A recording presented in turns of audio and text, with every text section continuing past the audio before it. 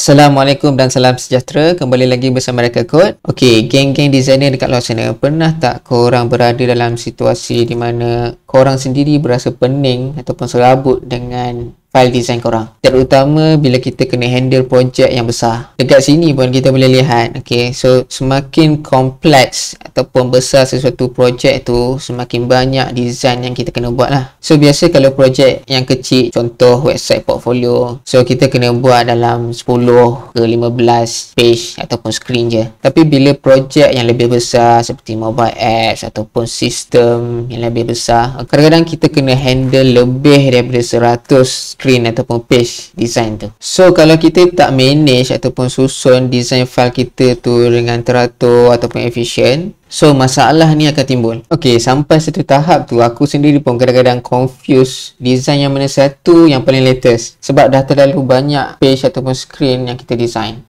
So hari ni aku akan ajar korang cara untuk set up design file Figma dengan lebih efisien dan teratur. Dan aku akan tunjukkan set up design file bagi setiap workspace, iaitu draft, starter theme dan juga pro theme. Alright, sekarang kita akan tengok macam mana setup untuk projek yang kecil dekat draft workspace ni. Okay, so dekat sini aku ada satu projek contoh, which is projek portfolio website. Okay, so dekat sini first kita ada cover, and then aku buat divider, and then kita ada UI design, exploration, component. Okay, so kita akan tengok satu persatu. Okay, so first UI design. UI design ni is di mana kita akan letak pixel perfect design dekat sini dan juga prototype. So kita boleh gunakan konsep subpage untuk versioning, and then kita boleh tambah emoji sebagai kita punya status. So contoh dekat sini, kalau right ini maksudnya design kita tu dah siap lah. Okay, and then kalau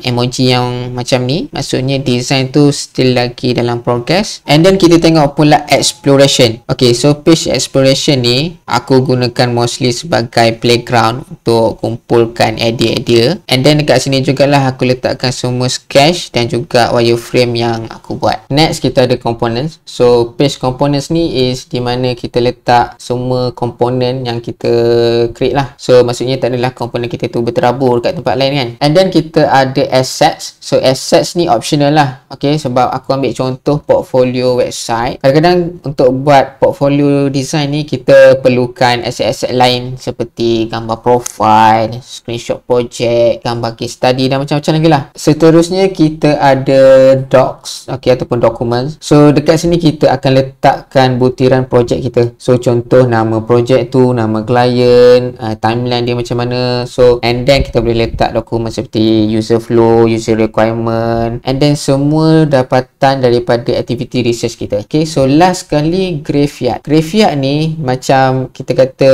dustbin lah. So semua UI design yang lama ataupun yang kena reject, okay, so kita letakkan dekat sini. Kita jangan delete design yang lama ataupun design yang kita dah tak pakai tu, kita jangan delete, sebab kita tak tahu, mungkin masa akan datang kita perlukan balik design kita yang lama tu, okay, sebagai reference. Okay, so sebab tu jangan pernah delete design-design yang lama. Okay, sekarang kita tengok pula projek yang lebih kompleks. Okay, contoh kat sini kita tengok e-hailing mobile app. Okay, so untuk projek seperti mobile apps ni, kita tahu mobile apps ni dia ada banyak feature. So dekat page UI design ni, konsep dia sama je macam projek portfolio tadi, cuma yang membezakan dia adalah sub page tu. So untuk projek mobile apps ni, subpage tu aku gunakan dia untuk features ataupun screen tu. So setiap design tu aku bahagikan dia mengikut features dia. Okay, so contoh dekat sini kita ada sign up, and then kita ada home page, kita ada book a ride punya page, and then cara aku is aku tetap akan buat master design. Okay, so which is master design ni dia macam master branch lah, okay, kepada keseluruhan UI design kita. Figma still tak support prototype kepada different page. Okay, so dia hanya boleh buat multiple flow dalam page yang sama. So that's why aku createkan master design ni supaya lebih senang untuk create prototype secara keseluruhan. And then kita ada exploration. So sama je, cumanya macam UI design tadi juga. So subpage tu kita gunakan dia untuk features, and then kita ada page components dan juga page documentation. And of course lah, kita tetap akan ada kita punya graveyard. Alright, setup yang aku tunjuk tadi tu is untuk workspace draft. Sekarang ni kita tengok pula setup untuk starter team. So untuk starter team ni, kita boleh letaklah apa nama team yang kita nak. So contoh kita boleh letak nama client and then project dia. And then dalam setiap project tu selalunya kita akan ada assets punya file, website punya file dan juga mobile app punya file. Okay, so kita tengok dulu salah satu contoh. So kalau kita tengok dekat sini, starter team hanya boleh ada 3 page dalam satu file. So kalau nak tambah page, kena upgrade lah. Okay, so untuk starter team ni, kita punya setup file tu dia memang limited sikit lah. Okay, apa yang aku selalu buat is kita akan ada UI design page, which is semua design ataupun prototype kita yang dah siap. So maksudnya kita letak kat sini semua yang dah siap je. And then kita ada exploration, je sama je. So kita boleh letak sketches wireframe kita. And then kita ada component page. So dekat component page ni kita kena jimat sikit lah. Okay, so kita letak cover dalam component page. Okay, last kali kita tengok pula pro team. Okay, so bagi sesiapa yang subscribe pro plan ataupun yang ada education punya account, so kita boleh create unlimited project dalam team tu. And kita boleh gunakan project tu sebagai folder. So contoh dekat sini aku create folder mobile apps, website, marketing, research, design library dan juga archive. Okay, so kalau kita tengok contoh yang sebelum ni, kita menggunakan konsep subpage untuk kita bahagikan mengikut feature. Tapi untuk projek yang lebih besar, kita boleh bahagikan feature tu sebagai satu file yang berasingan. Okay, so contoh dekat sini, apa yang aku selalu buat is first kena ada master design punya file. And then kita boleh pecahkan setiap feature yang kita ada kepada satu file yang berasingan. Contoh kita ada kat sini sign up, home, user profile. And then kalau nak senangkan kerja,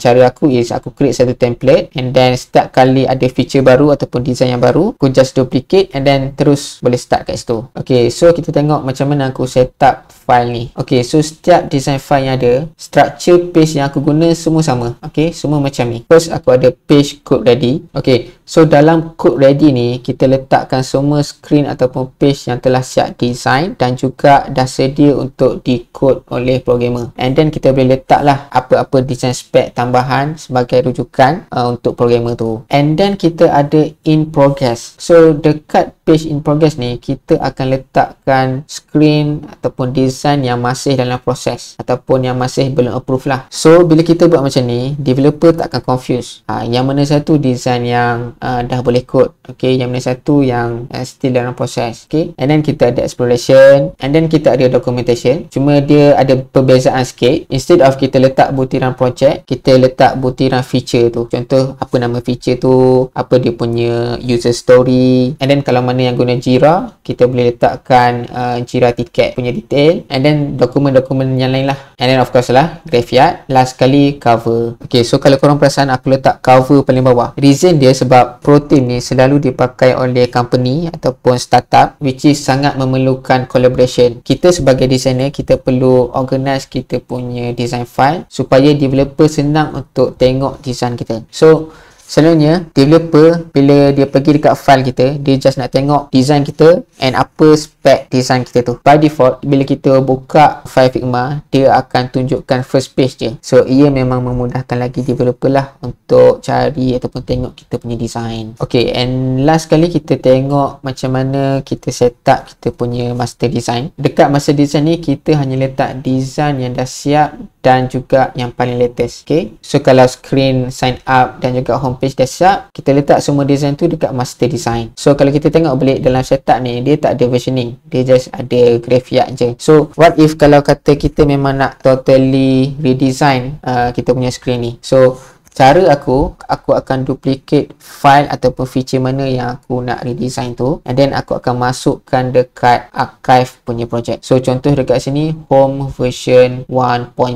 Okay, so setiap design ataupun file yang lama kita boleh masukkan dekat archive punya project. Alright, so itu adalah antara cara yang kita boleh guna untuk kita set up kita punya design file dekat Figma. Apa yang aku tunjuk ni is macam mana aku set up aku punya design file lah. Tapi aku harap video aku kali ni dapat membantu sedikit sebanyak designer dekat luar sana untuk set up design file masing-masing supaya lebih teratur. Okay, setakat tu saja video untuk kali ni. Jangan lupa untuk like, share dan subscribe channel Reka Kod. InsyaAllah kita akan jumpa lagi di episod yang akan datang. Assalamualaikum dan bye-bye.